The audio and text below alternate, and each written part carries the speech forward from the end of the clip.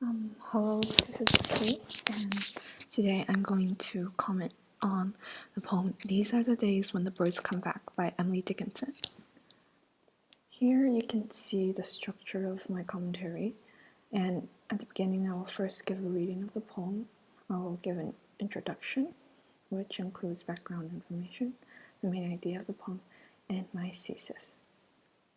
And for my body paragraphs, I will focus on 2 points, content and structure and format. In the content, I will be mainly analyzing Dickinson's style, which is imagery, and the devices she uses, plus its effects.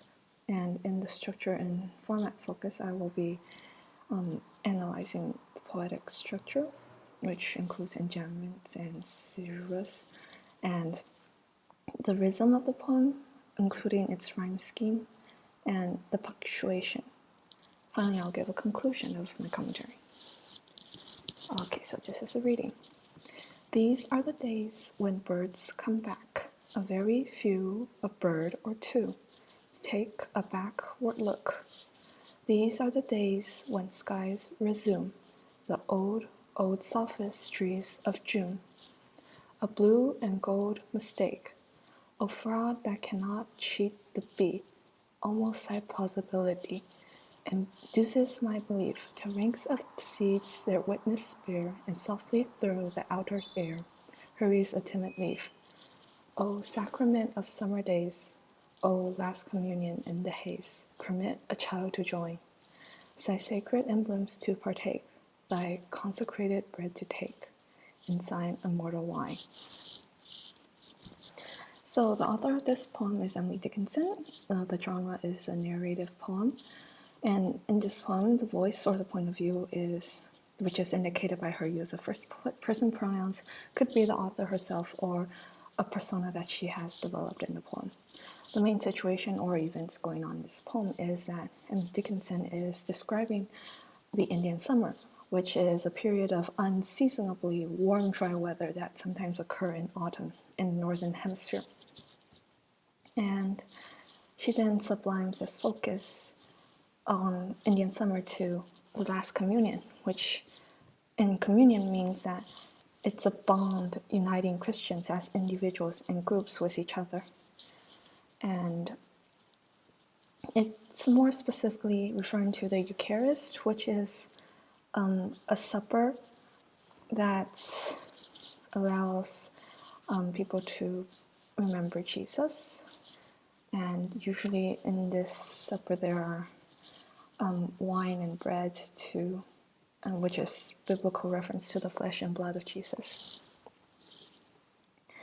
So in this poem, the main idea is, I think the main theme is her reflections on illusions.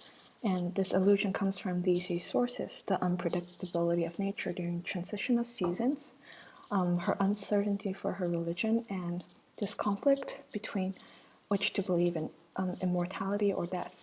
And troubled by these illusionary effects, she tries to find a solution to her concerns.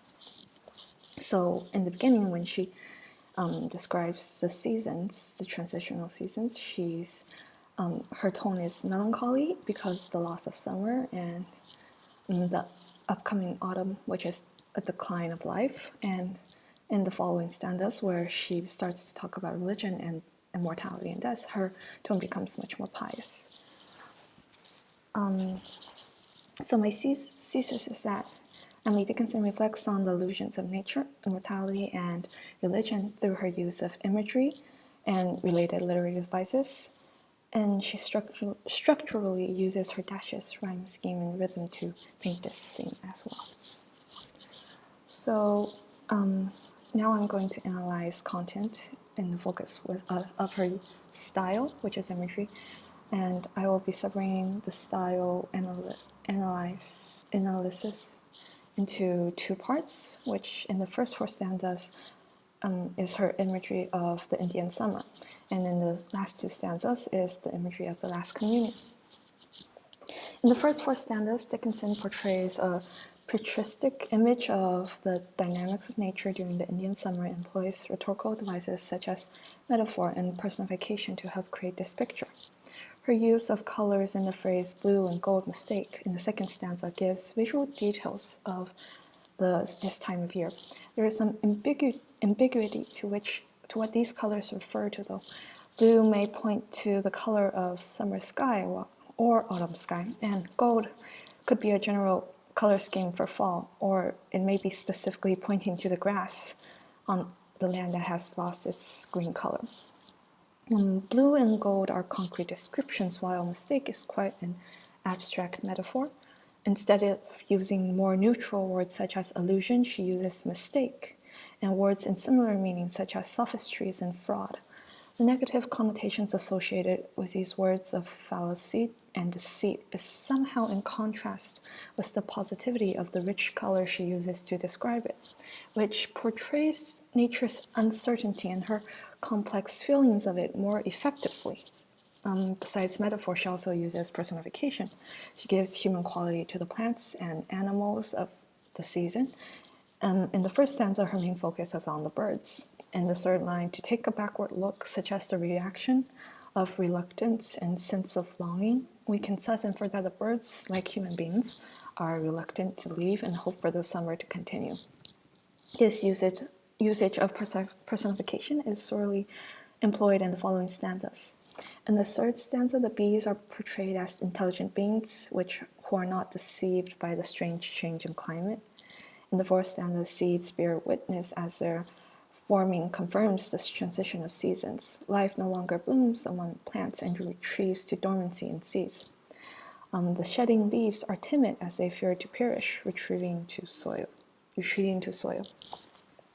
Personification of the natural world not only assists in vividly conveying the natural laws of seasonal transition and the decline of life entering fall, but also endows human quality upon this season that allows readers of the poem to relate with. These human qualities also introduce the author's own perspective. The emotions of these personified animals and plants actually mirror Dickinson's own feelings of the Indian summer. Her rational side is conveyed in the objective behavior of seeds and bees as they accept the truth, while her emotional side is shown through the fearful leaves and reluctant birds, indicating her vulnerability to the unpredictable side of nature. If the previous four stanzas were an indulgent pathos about the illusionary Indian summer and the associations of life with the changing seasons, the final two stanzas sublime the focus from a scene of seasonal transition to a ritual celebration of immortality, continuing Dickinson's internal conflict. A supreme moment of Indian summer is called a last communion. The capitalized haze in the fifth stanza describes the ambiguous atmosphere of such a scene and also suggests the speaker's sense of two seasons dissolving into each other. This ambiguous or even ominous atmosphere indicated by the haze and holiness indicated by the words sacrament and communion allows the readers to emotionally engage in this final scene as well. The emblems in consecrated bread and wine in the sixth stanza are the apparatus of the Christian communion. They may suggest that she has found final affirmation of the existence of immortality in a larger cycle of life, which can be observed in the everlasting natural pattern of seasons. These last two stanzas form a prayer in which she is asking to join in what she sees as nature's sacred celebration of the end of summer. The poem itself is a kind of last communion between her critical mind and her yearning heart. If we stress the Christian analogies, we can interpret the poem also as a reflection on her religion.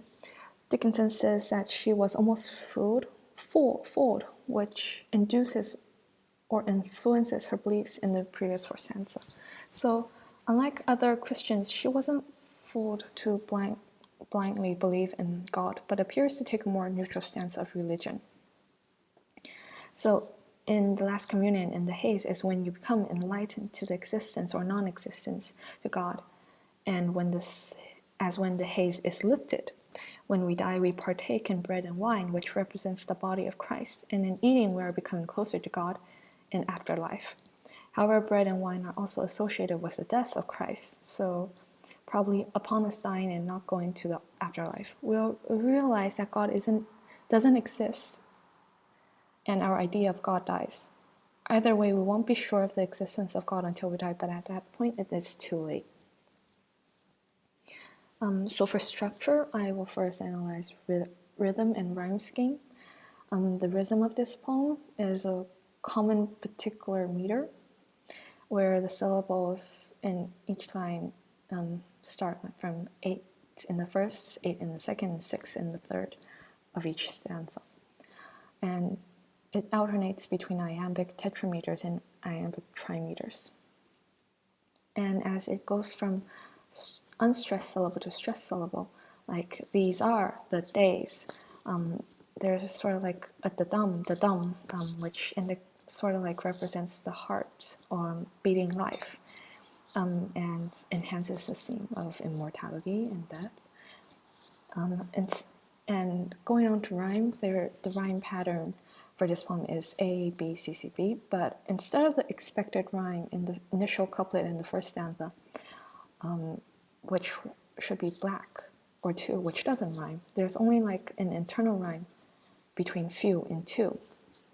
And in the second stanza, there is a slant rhyme of resume in June. The ooh sound of June, resume, linger when spoken, and the effect is akin to the linger of a hot and lazy summer day.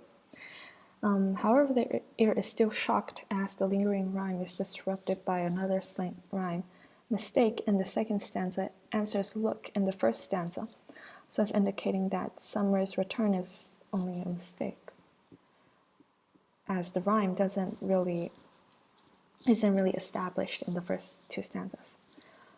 And this is an intricate pattern of sounds, both rhyming and half rhyming, all of which echoes the uncertainty that lend ambiguity to the first and second stanza.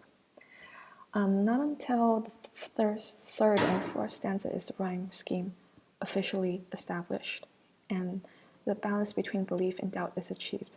The long vowel sounds, including the rhymes, continue throughout.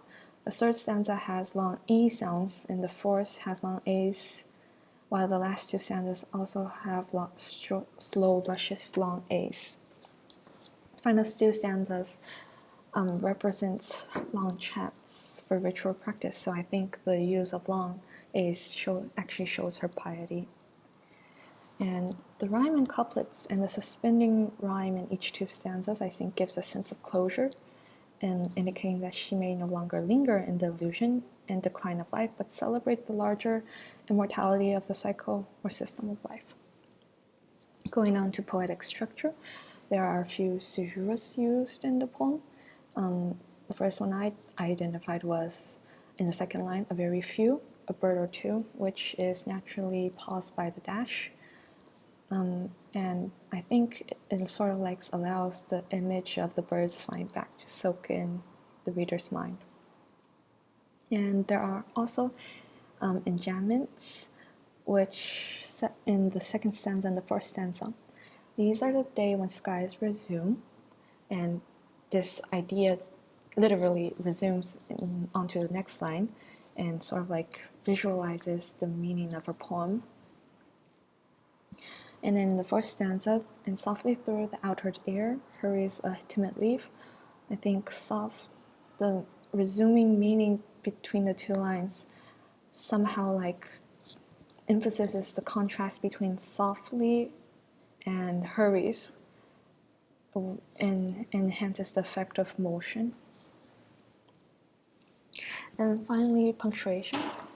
Dashes in the middle of the line separate words and phrases. In the second line of the first stanza, few and two is separated by dashes to emphasize the internal rhyme. In the second line of the second stanza, the two odes are separated, I think, to visualize the length of time that has gone.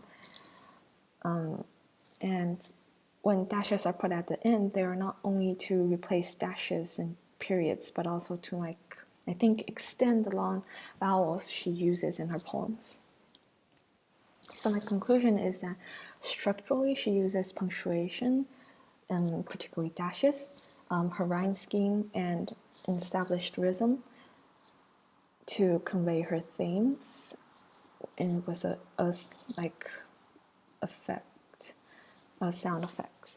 And linguistically, she uses imagery, personification, metaphor, and allusions to religion to